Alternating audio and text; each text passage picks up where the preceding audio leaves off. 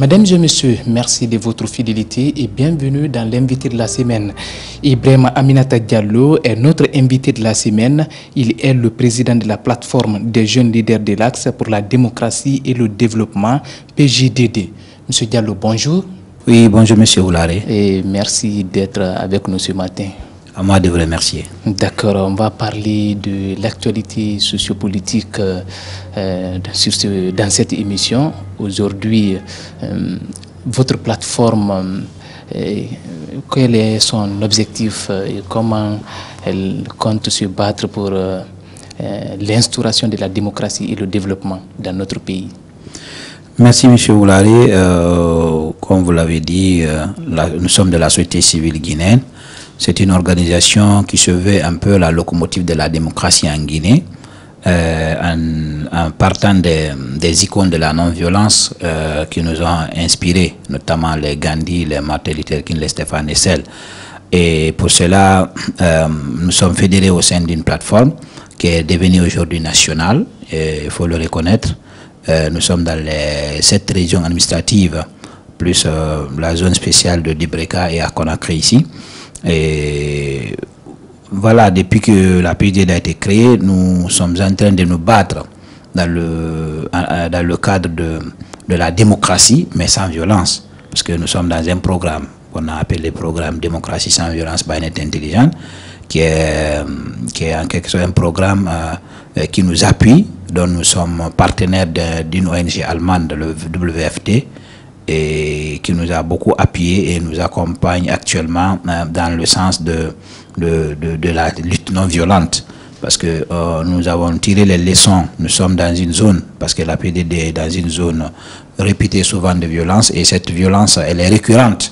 Et comme on le sait, il y a les protagonistes de cette violence. C'est d'une part, c'est certains jeunes manifestants qui expriment leur indignation avec beaucoup de violence.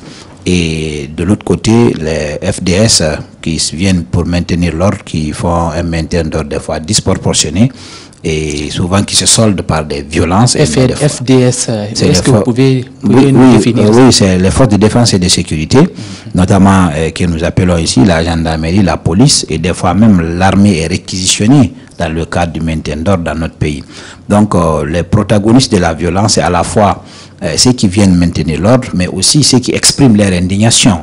Donc vous voyez un peu, à ce niveau, il y a un problème. Et tout le monde veut une démocratie, mais nous avons dit oui à cette démocratie, mais elle doit être une démocratie sans violence. Oui, une démocratie sans violence. Oui. Aujourd'hui, quelles leçons tirez-vous de l'installation de ces PA sur l'Axe?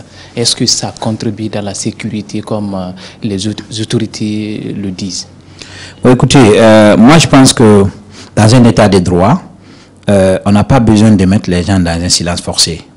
Moi j'ai toujours résumé l'installation des PA comme étant un silence forcé, parce que c'est une zone où il y a beaucoup de contestations. Alors il faut toujours mettre les gens dans ce silence pour pouvoir, n'est-ce pas, continuer à diriger le pays. Moi je pense que ce n'est pas de cette façon qu'on pourrait vraiment résoudre le problème. Nous avons plutôt... Actuellement, nous sommes en train nous avons monté un projet, même allant dans ce sens, qu'on a appelé engagement citoyen pour la non-violence et la liberté. Donc, ce projet-là va amener notamment la structure devant de la scène, à côté, c'est-à-dire les FDS, notamment les PA qui sont là, les postes avancés, et nous allons créer des cadres de concertation, de dialogue, pour que les jeunes qui sont là, parce que même pendant le mois de Ramadan, peut-être vous avez appris qu'il y a eu quelques problèmes au niveau de la mosquée guinéo-turque qui est à Bambito, où il y a eu quelques heures entre certains jeunes fidèles musulmans et les PA. Justement, pourquoi il y a recrudescence de violence souvent sur l'Axe? Voilà, c'est ce que je vous dis. Vous savez, dans la zone de l'Axe, il y a cette partie de la Guinée, vous savez, a été victime de beaucoup de violences et d'injustices dont les cas sont restés impunis.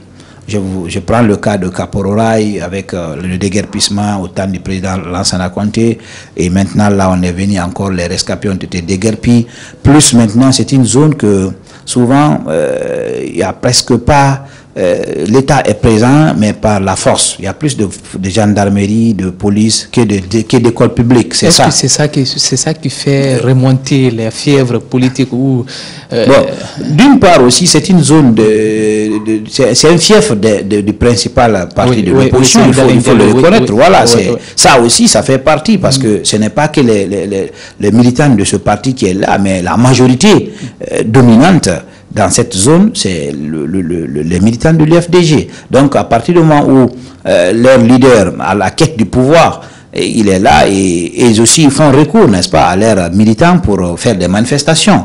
Donc, à ce niveau, il y a un problème entre notamment les citoyens qui expriment souvent leur indignation, mais nous, on avait dit à un moment donné, la façon d'exprimer l'indignation, c'était pas rentable, on ne pouvait pas tirer profit. Donc pour optimiser les résultats de toute lutte, nous on a dit il faudrait que les gens renoncent à la violence, ils font recours à la lutte non violente. C'est pourquoi, même à la veille de cette question de troisième mandat que nous avons connu dans notre pays, moi j'étais parmi les leaders de la société civile qui avaient opté pour le sifflant pour l'alternance. C'était pourquoi c'est-à-dire le sifflet, c'était une façon de s'exprimer. Je me suis inspiré un peu des casseroles de Caracas, du côté de Venezuela, qui faisaient beaucoup de bruit, mais qui n'a blessé personne. Et aujourd'hui, si vous prenez la lutte ou le combat que le FNDC a mené à travers ça, il y a eu beaucoup de dégâts, il y a eu beaucoup de morts.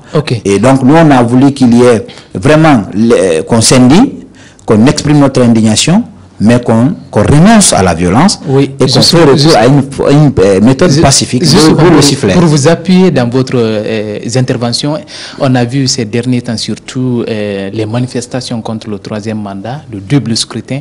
On a vu des manifestations sans violence. Il y a Cellou et ses militants qui défrèlent, qui font le tour de certains quartiers de Conakry, de l'aéroport jusqu'à Bessia, en passant, comment on appelle, jusqu'à le stade du 28 septembre. Est-ce que c'est parce que les militants ont commencé à comprendre, ou bien c'est ce qui a pesé sur la balance?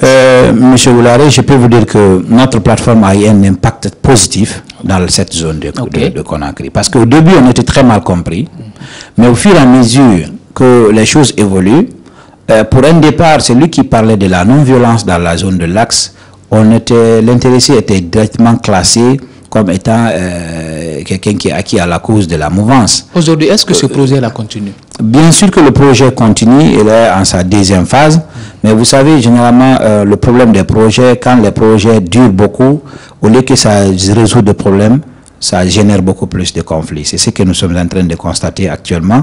Donc, le projet doit continuer jusqu'en 2023. D'accord. Mais je pense qu'il faudrait qu'on essaie de diversifier nous-mêmes la PJDD, de diversifier des partenaires pour ne pas être une propriété privée d'une ONG qui est à l'extérieur, qui nous gère. D'accord. On sait que les élections sont derrière nous, qui ont été émaillées de violence. Aujourd'hui, qu'est-ce qu'il faut pour relancer le c'est-à-dire pour relancer le dialogue entre les Guinéens? Qu'est-ce que la société civile est en train de faire pour renouer le fil du dialogue? Bon, écoutez, en ce qui concerne les organisations de la société civile, j'ai partagé à un moment donné avec une autre ONG ici, notamment Cogelped. J'ai salué un peu leur démarche avec ce fameux cahier qu'ils ont mis en place pour aller rencontrer le Premier ministre. Donc je pense que ce sont des démarches pareilles. Et nous aussi, la PJDD, on s'est inscrit dans la logique de la justice transitionnelle. Pourquoi? Parce que nous avons constaté que la justice judiciaire classique, elle est vraiment lourde et que l'impunité continue dans notre pays. Alors c'est pour essayer un peu de renouer le dialogue entre les victimes et les bourreaux.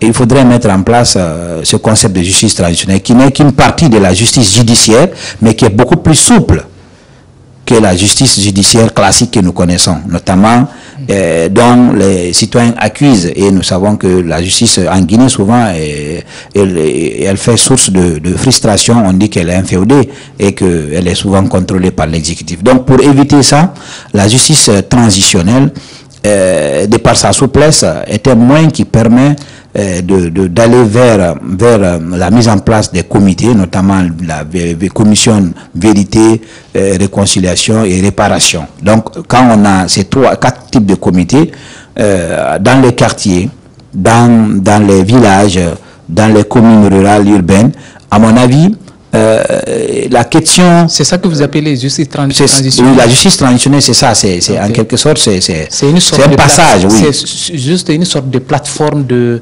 réconciliation qui recueille des problèmes. Qui ne va pas forcément obéir au principe de la justice classique que nous connaissons, qui fait beaucoup plus recours à l'approche des dialogues, mais cela ne veut pas dire que la vérité ne va pas jaillir. La vérité, c'est quel doit être son lien maintenant avec la justice réelle? Bon, la justice classique devrait accompagner, parce que si vous regardez la Guinée, actuellement, il y a tellement eu de problèmes dans notre pays où la justice, pratiquement, il y a beaucoup de dossiers classés qui n'ont pas été, n'est-ce pas, qui n'ont pas été édifiés. Alors, pour éviter que ça continue, que les frustrations s'accumulent, parce que la plupart des citoyens préfèrent se résigner en s'indignant. Parce que tout simplement, il y a une crise de confiance entre les justiciables, n'est-ce pas, et la justice. Donc, nous avons dit, en mettant en place des comités vérité, réconciliation et réparation, on pourrait aller vers les bourreaux, vers les victimes, ensuite essayer de les mettre ensemble, qui échangent, indépendamment d'une pression, ou peut-être, en ce moment, vous savez, la justice classique, elle va juger, après elle condamne. Mais nous, ici, on demande plutôt la réparation, au lieu de la condamnation du bourreau, et que la victime accepte. Parce que c'est des expériences que nous avons eu la chance d'aller au Rwanda, où l'expérience, malgré que beaucoup de juristes diront que la Guinée n'en a pas besoin parce qu'on n'a pas connu une guerre civile.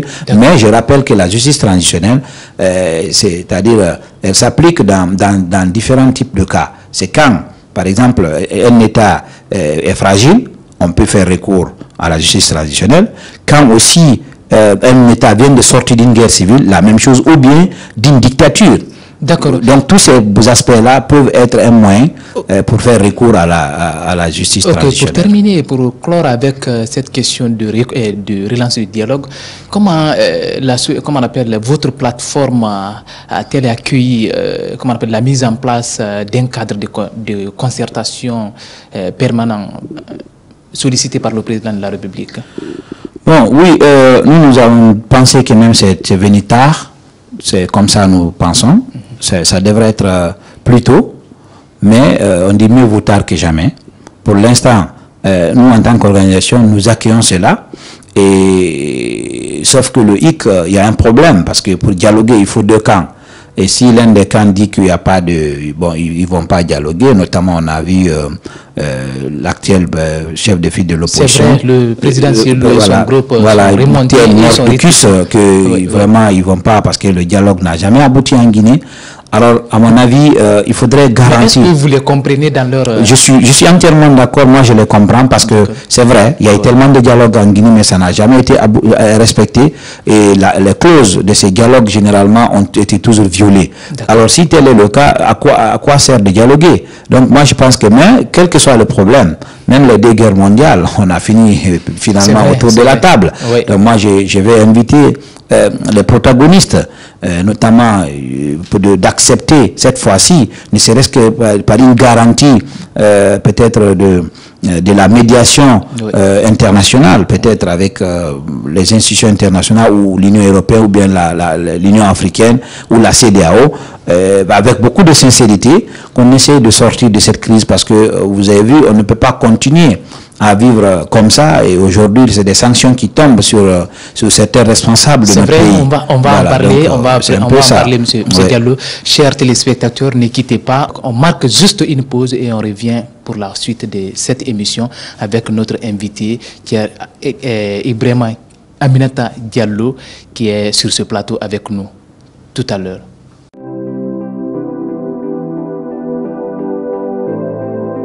Retour sur ce plateau avec notre invité de parcours qui n'est d'autre que Ibrahima Aminata Diallo, je rappelle qu'il est le président de la plateforme des jeunes leaders de l'Axe pour la démocratie et le développement, PJDD. Monsieur Diallo, la Guinée a gagné cette année un point dans le classement du Reporters sans frontières. Pendant ce temps, le département d'État américain et Amnesty International dénoncent les violations des droits de l'homme en Guinée. Qu'en pensez-vous? Écoutez, moi j'ai ma lecture dans ces deux rapports parce que j'ai pris mon temps, sachant que souvent nous sommes des leaders d'opinion aujourd'hui. J'ai parcouru vraiment ces deux rapports, notamment le rapport d'Amnesty, dont nous collaborons même avec certains parmi eux. C'est le représentant d'Amnesty ici, c'est un confrère, c'est un ami de la société civile, mais aussi souvent quand ils envoient leur délégation en Guinée, ils rencontrent la plupart des organisations de défense des droits de l'homme. Moi, je pense que en lisant ces rapports, d'abord on se reconnaît dedans, dans la mesure où ce n'est pas des rapports de chambre, comme on le dit, c'est des rapports de chambre, c'est-à-dire... Quand je dis c'est de rester dans un bureau climatisé, imaginer et écrire ce qu'on veut, mais plutôt c'est des rapports de terrain. Ils ont obéi au principe de monitoring des violations des droits de l'homme. Ça c'est un outil que la société civile utilise dans le cadre de la documentation des violations des droits de l'homme. La plupart des ONG qui évoluent dans le cadre de défense des droits de l'homme, le renforcement des capacités passe forcément par ce module qu'on appelle le monitoring des violations des droits de l'homme. Donc, ils ont obéi à ces principes.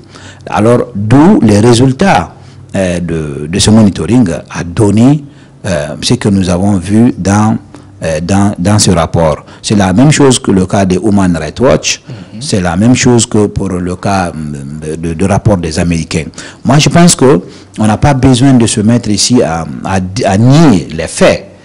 Il faudrait qu'on accepte d'assumer. Parce que ça aussi, accepter d'assumer une responsabilité, peut-être pourrait te ramener à dire désormais je vais prendre mes précautions pour ne plus que ça se répète. Mais si on refuse d'assumer, alors que les faits sont là... Les autorités n'ont pas assumé. Je pense que oui, parce qu'il y a un problème aujourd'hui quand vous regardez, on est en train de dire que ce sont les ONG nationales plutôt qui quand ont... Même Damantan quand même a fait des déclarations pour ça, des contre-déclarations pour ça. Oui, ce sont les ONG nationales qui sont acquises à la cause de l'opposition qui a donné des résultats comme ça. Moi, je pense que ce n'est pas le cas.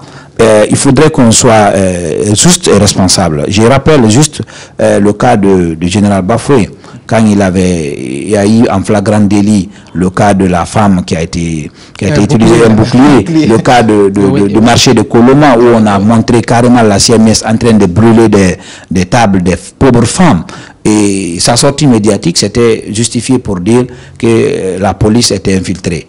Donc, ça veut dire qu'on ne contrôle pas voilà, l'effectif de la police. Donc, je pense que tout cela devrait amener les autorités guinéennes à comprendre qu'il y a un problème. Alors, qui fait quoi? Si toutefois, tous les abus, notamment les exactions sur les pauvres citoyens, et les responsabilités sont rejetées. Chacun, c'est comme un ballon de ping-pong, chacun pense que c'est l'un, c'est l'autre, tantôt c'est eux qui disent que c'est les manifestants qui sont armés, c'est les mutuellement. Je pense que, à un moment donné, aujourd'hui, quand on dit la République de Guinée, la première personnalité qu'on va notamment s'adresser, c'est le président Alpha Condé. C'est ce que j'ai dit, assumer. Il faudrait qu'il accepte sous son règne, tout ce qui va se passer, forcément, on va l'indexer. Et ça, on sait qu'il ne peut pas contrôler tout. Mais il y a des hommes sur le terrain, certains, je le dis ici, ne l'aident pas. Plutôt, il enfonce le clou parce que lui, il s'est battu durant plusieurs années dans le cadre de la démocratie avant de devenir président de la République. Moi, je me rappelle quand j'étais très petit, dans les années 93, j'étais à l'école primaire, c'était notre icône, il nous inspirait. Mais est-ce que vous comprenez le rapport comment on appelle, de Reporters sans frontières? Parce que quand vous regardez, il y a des journalistes qui étaient récemment en prison, il y a d'autres qui ont été interpellés. Quand on fait allusion aux affaires de Nabaya Gate, donc si si quand on regarde tout ça là, on voit que le Reporters sans frontières classe la Guinée, comment on appelle, en progressant. Est-ce que vous ne comprenez pas cette situation Bon, vous savez, il faut toujours d'abord chercher à comprendre quelle est la stratégie et quels sont les moyens qu'il utilise pour notamment faire le classement. Parce que on est tous là, on ne sait pas. Peut-être ils ont leurs propres critères. Bien sûr. Quel est le critère qu'ils ont utilisé? Peut-être chez nous ici, on va voir, oui, aujourd'hui il y a une floraison de médias, d'accord. Celui qui veut créer un média, il est libre de le faire. Peut-être, ça peut être un critère chez eux, mais aussi, peut-être, il y a d'autres critères. Mais comme on ne sait pas le critère, nous pensons qu'à partir du moment où les journalistes sont bâillonnés, les journalistes sont séquestrés, ils sont souvent, ils font victime d'arrestations arbitraires et en violation, bien sûr, de certains codes, notamment de la loi L02, on le sait, qui a été vraiment une loi qui garantit et qui protège les journalistes. Tout cela, c'est la question, c'est le critère qu'ils ont utilisé. Sinon, je pense qu'on a régressé, parce qu'il y a eu beaucoup de journalistes qui ont été victimes d'arrestations. Ça, c'est pas sorti dans leur rapport. Voilà. Est-ce qu'ils ont des représentants en Guinée comme les autres institutions et organisations internationales? Bon, Reporters sans frontières, je pense que oui, parce que avec l'arrestation du doyen Amadou Djoulé, il a remercié à sa sortie le Reporters sans frontières. Cela signifie qu'ils ont apporté quelque chose pour sa libération. Alors, mais pour l'instant, moi je reste toujours sur ma faim, parce qu'en Guinée, certes, il y a la déontologie du journalisme aussi qu'on doit respecter, parce que moi personnellement, quand on me demande, il y a certaines émissions interactives, je n'ose pas les écouter, parce que dès que quelqu'un appelle, il suffit de regarder son patronyme pour déterminer sa position. Je pense que tout cela aussi, les journalistes doivent veiller, n'est-ce pas, au contrôle de ça. Si quelqu'un essaie d'aller vers une ethnie ou bien attaquer un individu, une personnalité, qu'on essaie de le cadrer, parce que tout simplement, c'est pas ce qu'on a besoin. On a besoin de la quintessence de juste à ce niveau. Est-ce que l'interpellation du doyen Amadou Djoulé a sa raison d'être? Écoutez, vu sa déclaration, des commentaires, moi j'ai condamné le discours. Oui. Vous savez, il y a de ces discours, même si c'est vrai, il faut savoir le dire. Oui. On le dit dans notre société. Oui. Des fois, tu peux voir un enfant hors mariage dans une famille, tout le monde le sait. Oui. Peut-être le papa peut le prendre, des fois il le met sur ses pieds ici. Il sait que c'est pas son enfant. Mais si lui il sait et que quelqu'un d'autre vient un jour le trouver et dit lui c'est un bâtard, si le père de famille connaissant ça, il le chiffre, c'est que c'est lui qui a cherché. Donc on sait que ce qu'il a dit, il a fait que décrire des faits. Mais à partir du moment où il est parti dans la nomination en parlant d'ethnie, je pense que nous, et vous journalistes, vous êtes aussi de la société civile. Nous aussi, parce que nous sommes intermédiaires entre les gouvernés et les gouvernants. Je pense que nous devons tenir des langages rassembleurs, des discours rassembleurs. Moi, c'est mon avis. Mais je condamne quand même, je pense que ça ne méritait pas. On pouvait plutôt l'interpeller, ne serait-ce qu'une fois pour l'avertir, parce qu'on ne peut pas directement arrêter quelqu'un, on pouvait l'avertir, écoute, il faut changer ton discours, aujourd'hui on n'en a pas besoin, dans l'intérêt de l'unité de notre pays, nous condamnons ce que tu dis, peut-être on pouvait le sanctionner pour dire, bon, on l'interdit de parler dans les médias en attendant. Ça aussi c'était un moyen. Mais le fait de l'arrêter directement et le mettre en prison avec son rang que nous connaissons aujourd'hui, avec tout ce qu'il a fait pour la Guinée, il a été même une référence pour bon nombre de jeunes journalistes aujourd'hui. On le sait, et le football guinéen, c'est eux qui nous ont émerveillés ici dans les reportages. Je pense qu'ils ne méritaient pas de faire les 82 jours en prison, c'est mon avis personnel. Mais aussi, je n'apprécie pas ne serait-ce que journalistes ou leaders politiques ou société civile, des discours de haine, des discours divisionnistes, les discours de va-t-en-guerre et les discours qui peuvent vraiment enflammer le pays. Personnellement, c'est ma conviction. Donc, parce que ce qui veut dire que les journalistes doivent revoir leur manière de parler. Très bien. Donc, remuer la langue plusieurs fois avant de parler et de refuser d'être partisan et d'accepter d'être impartial dans les propos. Et certes, on peut être militant d'un parti politique, mais quand on veut aider sa nation, on ne doit pas n'est-ce pas, porter le manteau d'un parti et être passionné et dans l'émotion. Donc tout ce que vous faites dans l'émotion, vous allez toujours le regretter. Vous allez rater. Donc on va s'intéresser à l'information qui a fait la une de l'actualité cette semaine. C'est ce qui concerne les sanctions qui ont été brandies contre des personnalités guinéennes, 25 personnalités guinéennes. Qu'en pensez-vous? Est-ce que c'est le résultat de ces violations des droits de l'homme en Guinée? Bon, écoutez, aujourd'hui, aucun pays ne peut évoluer à vase clos. Le monde est devenu un village planétaire. C'est pas la Guinée et le monde. La Guinée fait partie du monde. Donc, tous les yeux sont rivés vers la Guinée, surtout depuis qu'on a parlé de ce projet de 3e mandat. Tout le monde avait les yeux tournés vers la Guinée. À mon avis, les rapports ont contribué à cela, mais aussi les éléments de FNDC qui ont mené beaucoup de démarches en Europe pour montrer des preuves de violation des droits de l'homme et des violences.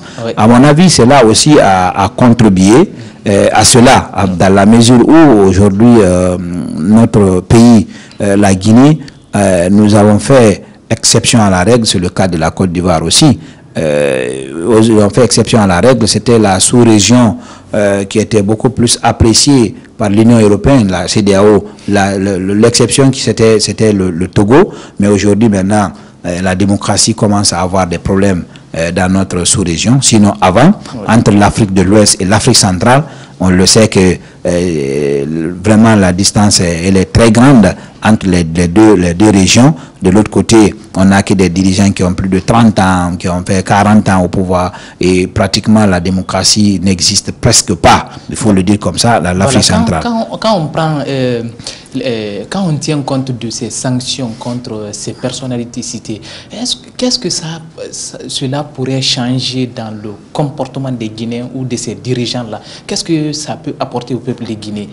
Écoutez, la plupart des...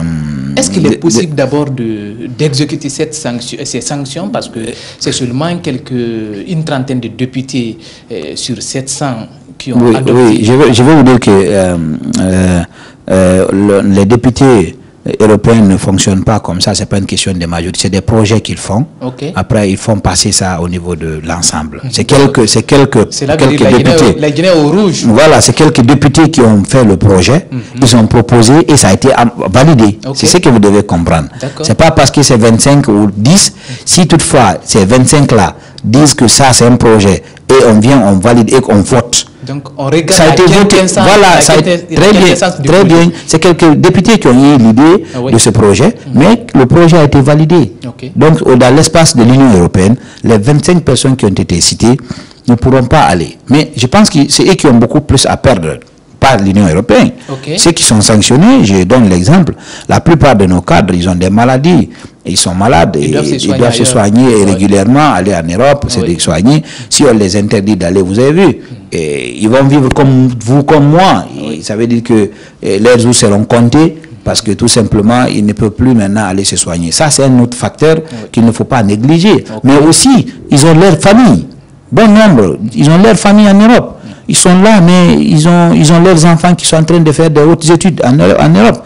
Donc, s'ils ne parviennent pas à les rendre visite, je pense que c'est eux qui payent. Et l'argent qu'ils payent souvent, c'est ici qu'ils prennent ça pour envoyer en Europe. Donc, si on ferme tout ça, ça pourrait avoir une répercussion sur leur vie, sur leur quotidien. Et je pense que c'est un vide qui sera là.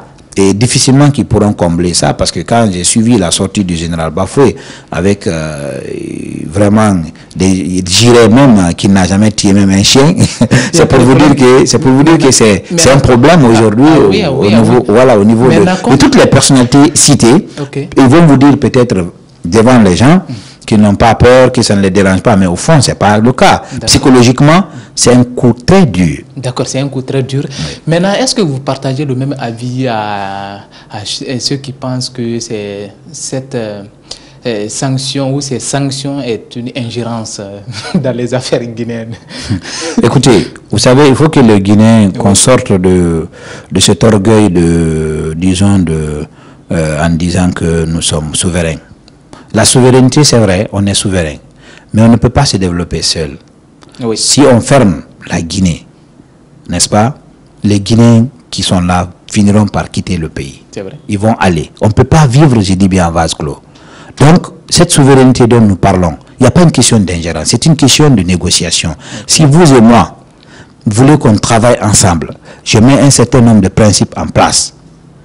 Parce que c'est moi qui vous donne. Vous ne respectez pas ces principes-là, mais je ferme le robinet. C'est aussi simple que ça.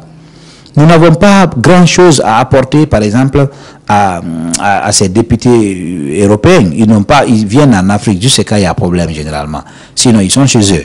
On est d'accord. Donc, moi, je pense qu'on doit sortir de cet orgueil, disons, patriotique dont nous réclamons tous. On sait que nous sommes souverains, nous sommes, voilà, de ceci ou de cela. C'est une réalité. On avait vu une sortie du président, comment on appelle, de la majorité présidentielle du RPG Arc-en-Ciel qui avait dit, qui avait même qualifié cette sortie des députés de minoritaires, de partial. Donc, tout ça là, oui, parce que la Guinée est un pays indépendant, donc souverain, ainsi de suite.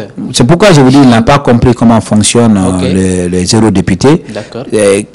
Quand vous prenez le nombre, quand il égale le nombre, ce n'est pas l'ensemble de ces députés qui viendront monter le projet. Le groupe qui a monté, j'ai dit, c'est l'ensemble de l'Assemblée des eurodéputés qui ont validé, n'est-ce pas, ce projet. 5 personnes ne peuvent pas décider pour l'ensemble des pays de l'Union européenne. C'est pas possible. D'accord.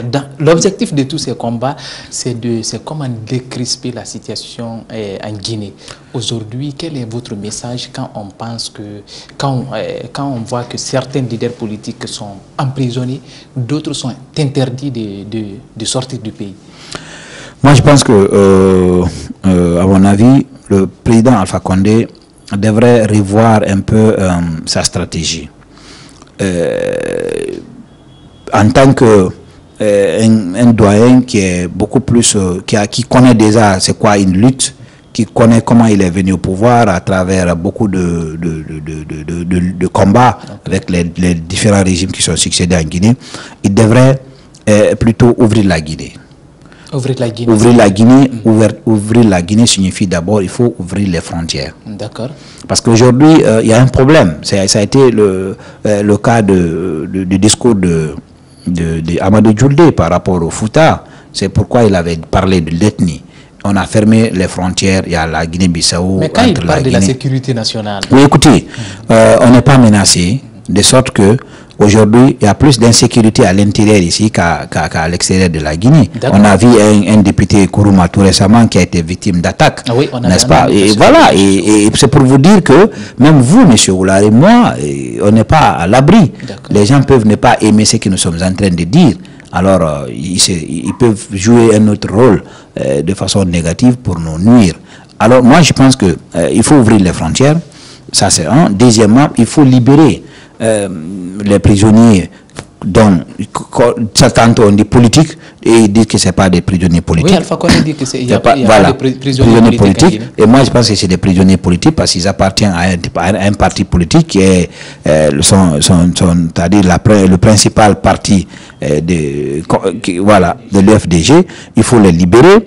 Ensuite, il faut aller accepter que quiconque veut circuler, quitter la Guinée, aller se soigner, qu'on le laisse sortir. Et que les frontières, si les frontières sont poreuses, il faudrait que cela soit réglé à l'interne. On doit gérer la Sierra Leone, on doit être responsable. Est-ce qu'il n'y a pas une guerre de goût par là? Écoutez, entre le Sénégal et la Guinée, même si c'était moi, Macky Sall, je ne vais pas faire le premier pas. Ce n'est pas le Sénégal qui a fermé la frontière, c'est la Guinée qui a fermé la frontière. Donc c'est la Guinée qui doit faire le pas pour dire, écoutez, on a fermé, c'était le risque là. Maintenant, nous voudrions que vous nous garantissiez que de votre côté, il n'y aura pas de problème. De notre côté aussi, il n'y aura pas de problème. Donc, les frontières seront réouvertes. Je pense que c'est ça aussi la réalité. Il ne faut pas se mettre dans... L'orgueil est là, mais cette fois-ci, l'orgueil, c'est de notre côté, la Guinée. Il faut que le président Alpha Condé fasse le premier pas pour qu'on ouvre. Mais je sais que le cas de Guinée-Bissau, on connaît la relation entre le président Alpha Condé et Ambalo. C'est une relation, disons, très tendue entre le père et le fils. Et voilà, c'est très tendu, alors ça aussi c'est un problème. D'accord, voilà. M. Diallo, on est arrivé au terme de cette émission. Merci d'être avec nous, chers téléspectateurs. Merci de votre fidélité. Où que vous soyez, et on est haut du cœur avec vous. Les programmes continuent sur Guinée Buzz. Ne quittez pas. À bientôt. Merci.